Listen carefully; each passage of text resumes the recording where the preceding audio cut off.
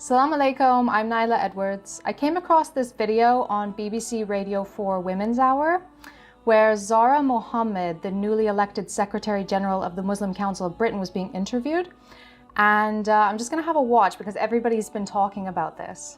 How many female imams are there in the UK at the moment? Just because I presume we'll get to this more, but representing, of course, women, which you will do as part of this.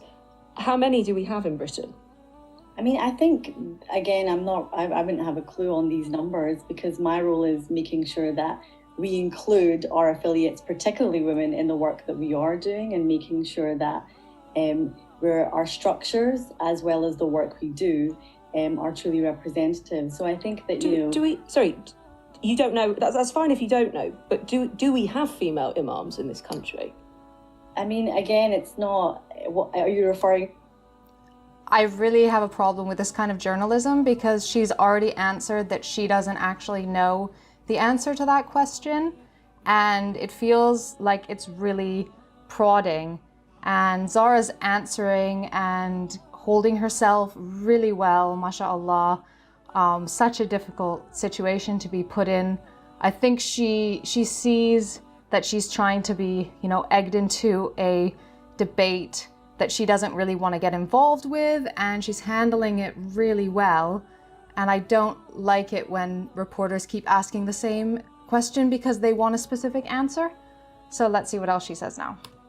Chaplains, or are you referring to women that lead the prayer? What are you referring to? And I think... Well, you tell me. I'm genuinely intrigued to know. Of course, female priests have been around for some time. We've also seen the advent of female rabbis in this country. What is the picture for women leading prayer in Britain in Muslim communities?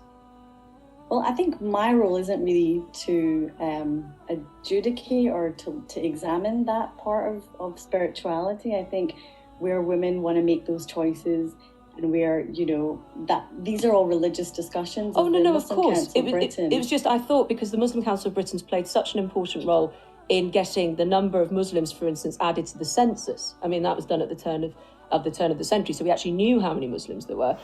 Do we have female imams? I think those 2 points don't make any sense together. The Muslims on the consensus and knowing how many Muslims there are, and then keep going back to like women leading prayer. I mean, the important thing I think we need to note is women have been scholars and teachers and leaders in the academic and the spiritual education sector in Islam since the very beginning. Aisha herself, may Allah be pleased with her, narrated over 2,000 hadiths. She taught countless men who went on to be scholars and leaders in their own communities as well. To keep picking at something that maybe isn't an issue but is trying to be made into an issue just to spark some sort of controversy. And again, Zara's doing a really good job at just kind of redirecting it to what the MCB actually does focus on. The important for the Muslim Council of Britain and the work that we do is actually that it's not about defining, or going into these types of questions regarding spirituality, but actually looking at how we can benefit our communities, especially given the pandemic and given, of course, the role that everybody needs to be playing. And we will get to the pandemic. It's just quite striking that you can't sort of answer that question. I recognise it's not a religious or spiritual role. Exactly. I don't feel like that's within the parameters of my roles and responsibilities, especially as, the first elected female representative. I would have asked a man, but I'm asking you because you're here.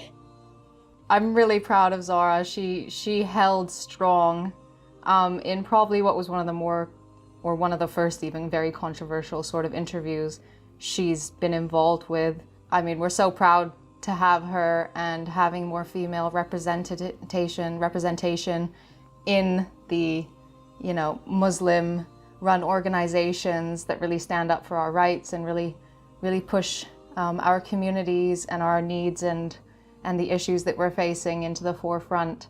I know myself many Muslim female chaplains, which would sort of be the same sort of level that she's trying to get to, but I think that was handled really well, and I think it's important to know that women are very strong religious teachers and scholars. education and Islamic teaching by women, 100% important in our communities. Jazakallah khair. Assalamu alaikum.